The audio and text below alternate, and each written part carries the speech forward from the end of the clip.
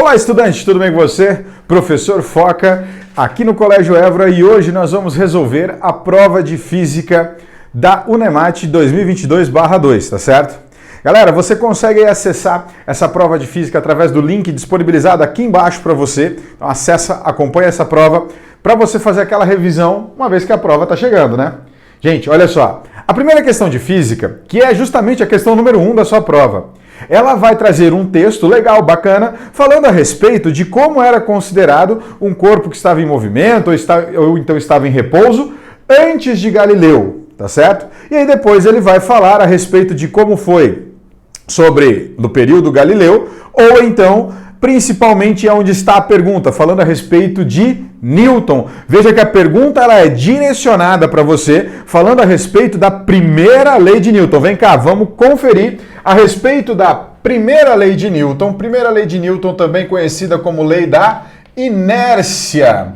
Preste atenção numa coisa, a lei da inércia, em muitos casos, é um negócio muito simples e você decorou um negócio que precisa só ser ajustado muitas vezes. Você decorou assim, olha, inércia, se um corpo está em repouso, ele tende a permanecer em repouso. Se ele está em movimento, ele tende a permanecer em movimento. Ponto. Muitos alunos gravam dessa forma. E qual é o cuidado que você tem que ter? Porque quando se fala de movimento, não existe um único tipo de movimento, tem vários tipos de movimento.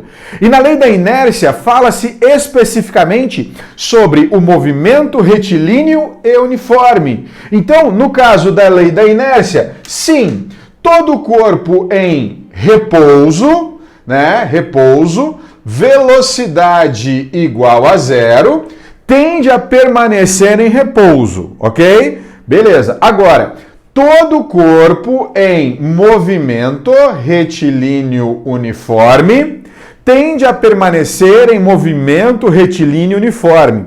Veja que no nome desse movimento nós temos assim, olha, retilíneo. Aqui está definido para nós a trajetória, tá certo? Trajetória. Qual é o caminho que esse cara faz? Ele só anda em linha reta. E aqui, o nome uniforme, o U de uniforme, o que significa isso? Significa módulo da velocidade sendo o quê? Constante, tá certo? Então o valor da velocidade é um valor constante. O cara anda em linha reta e o valor da sua velocidade é constante, tudo bem? Então inércia, um corpo que está em repouso tende a permanecer em repouso. Um corpo em movimento retilíneo uniforme tende a permanecer em movimento retilíneo e uniforme, tudo bem? Isso é o que? Inércia. Uma outra definição que pode aparecer para você de inércia é dizer assim, olha, um corpo em inércia, ele mantém a sua velocidade vetorial constante. O que seria esse manter a sua velocidade vetorial? Quando se fala em vetor, a gente está falando em direção, sentido e módulo. Presta atenção numa coisa, se eu vou manter a direção, eu não posso fazer curva, eu tenho que andar em linha reta. Se eu vou manter o sentido, eu não posso alterar o valor da velocidade, eu não posso ir para frente, parar e voltar, tá certo? Então não muda o sentido e não muda o módulo da velocidade. Então se eu mantenho a direção, o sentido e o módulo, ou eu estou falando que o cara está em movimento retilíneo uniforme, ou eu estou falando que ele está em repouso, tudo bem?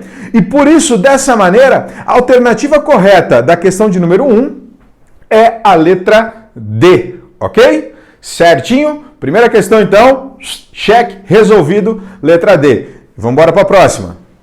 E vamos lá, ó, segunda questão aí, prova da UNEMAT 2022/2, preste atenção. A segunda questão vai falar sobre eletrodinâmica. É um assunto que vai tratar na questão a respeito de potência, especificamente em resistores. Foca, resuminho básico, resistor, o que eu não posso esquecer de resistor? Resistor é um aparelho que transforma energia elétrica em energia térmica, ele esquenta, tá certo? E o resistor, ele obedece leis de Ohm, duas leis de Ohm. O que é a primeira lei de Ohm e o que é a segunda lei de Ohm? Vamos lá. Resistores. Resistores são aparelhos que esquentam, são aparelhos que transformam energia elétrica em térmica. Isso é chamado efeito Joule, tá certo? Efeito Joule transforma energia elétrica em energia térmica. O aparelho esquenta, tá? O caso mais comum e clássico que normalmente aparece em todas as provas é o caso de chuveiro. Por quê? Porque você usa o chuveiro para esquentar a água. Ali dentro tem uma resistência, tem um resistor, recebe energia elétrica, transforma em térmica e você se beneficia disso quando ele aquece a água, tudo bem? Bom, os resistores vão obedecer o seguinte, as leis de Ohm. Então nós temos assim, ó, primeira lei de Ohm e segunda lei de Ohm.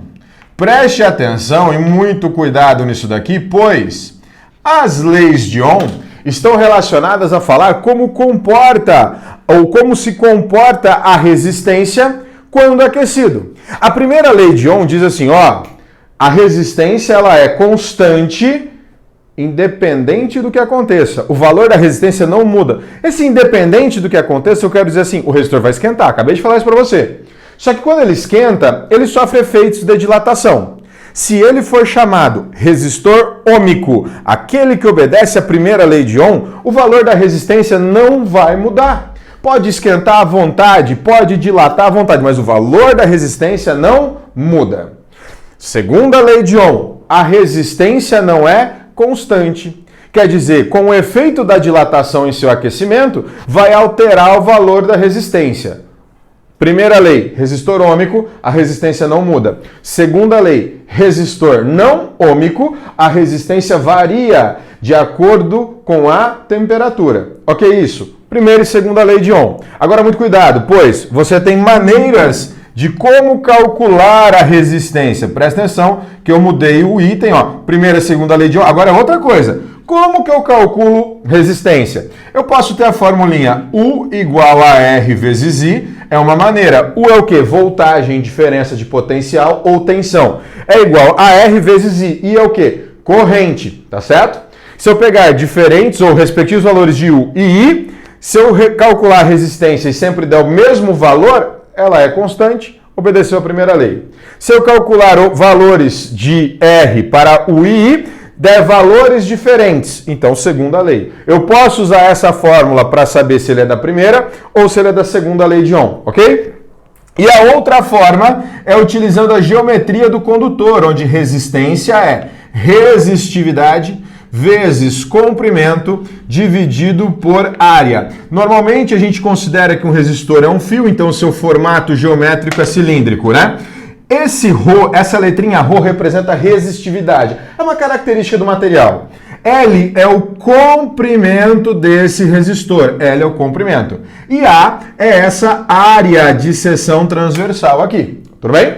E aí você pode saber se eu tiver vários valores de L e A devido ao efeito da dilatação e eu calcular o R, sempre o mesmo valor do R. Obedeceu a primeira lei, é um resistor ômico. Não, deu valores diferentes. Segunda lei, resistor não ômico, tá certo? Só que especificamente nessa questão número 2, ele vai falar a respeito de potência, do aquecimento, né, gerado. E aí ele fala assim, olha, no texto ele deu para você, potência pode ser R vezes I quadrado, potência pode ser U ao quadrado sobre R, por exemplo, tá certo?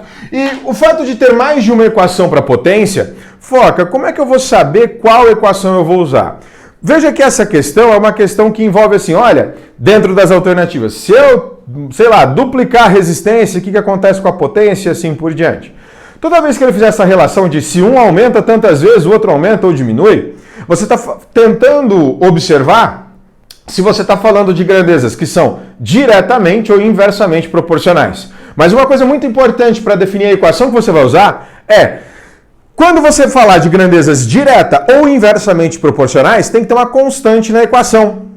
E veja que isso é dado logo acima das alternativas, quando ele fala para você que a diferença de potencial, a voltagem, a tensão será mantida constante. O U é constante. Então eu vou pensar nessa equação aqui, ó. Por quê? Se o termo U é constante, veja só, se o termo U para nós é constante, então o quadrado é constante. Beleza.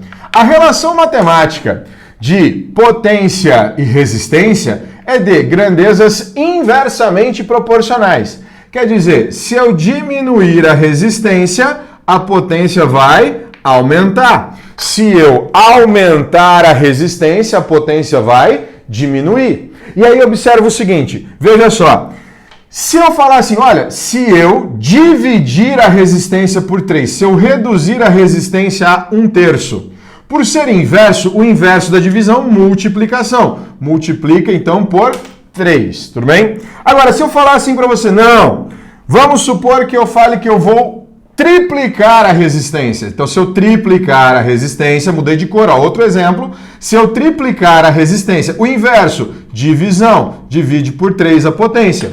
Tudo bem isso? Entendeu o que é direta e inversamente? Olha só, inversamente, diminuiu o R, aumentou a potência. Se eu dividir por 3 a resistência, a potência multiplica por 3. Se eu multiplicar a resistência por 3, a potência divide por 3, ok? Isso? Ocorre a operação inversa do outro, um é multiplicação, o outro é divisão. Na mesma proporção, o número é o mesmo, tudo bem? E dessa maneira, analisando então a informação dada, que eu escolhi essa equação, pois a DDP é constante, você vai marcar como alternativa correta a letra A, beleza? Vai lá, questão 2, check e bora para 3. E chegamos aí então à terceira e última questão de física dessa prova. Isso mesmo, prova da Unemat, 3 questões apenas de física na prova, tá certo? E veja o seguinte, nessa questão nós temos um texto falando a respeito de energia, tá? E o principal detalhe que ele quer é transformar energia solar em calor. E observa só, ele fala assim, como é que tem que ser essa placa que vai receber energia solar e vai transformar em calor? Então vamos pensar o seguinte, eu vou ter a luz do sol vindo até a Terra e trazendo energia. Presta atenção, a luz trazendo energia, isso é uma característica de onda, tá certo? A luz como uma onda. A luz, sendo onda, leva energia de um local a outro e não transporta matéria. Então a luz vem, traz energia para essa placa, beleza? O que essa placa tem que fazer? Receber essa energia da luz e converter ela em calor. Quando eu recebo essa energia, como ela veio na forma de onda, nós dizemos que essa placa vai absorver muito bem isso aqui. E essa energia é dita radiação. Então a energia na forma radiação, ou de radiação, ou então energia radiante. Essa placa tem que absorver muito bem essa energia que a luz trouxe, tá certo? Para quê? Para converter em calor, tá? Então, para o lado de cá, seria a conversão disso em calor, segundo o texto, tá certo? Eu tenho que absorver muito bem a energia radiante, a energia da onda da luz que veio do sol, tá? O que ela tem que fazer, então? Absorveu muito bem. Mas o que ela não pode fazer? Ela não pode pegar esta energia e refletir de volta. Ela não pode pegar e emitir. A ideia é, se ela é um bom coletor, se ela vai fazer essa função muito bem, ela absorve muito bem, mas ela não reflete muito bem, tá certo? Ela não emite de volta radiação ou onda do tipo infravermelho. Por quê? Se ela emitir infravermelho, aqui nesse termo emitir está querendo jogar fora infravermelho, infravermelho é onda de calor, tá? Então a ideia é absorve muito bem o que veio do sol, a luz, e joga muito pouco fora. Eu jogo fora de forma muito pouca o infravermelho, tá certo? Então por isso que nessa questão a resposta é a letra B, tá certo? Meu querido, uma excelente prova da Unemat para você e o que você precisar, entre em contato aqui com o Colégio Évora, tá certo? Valeu e até a próxima!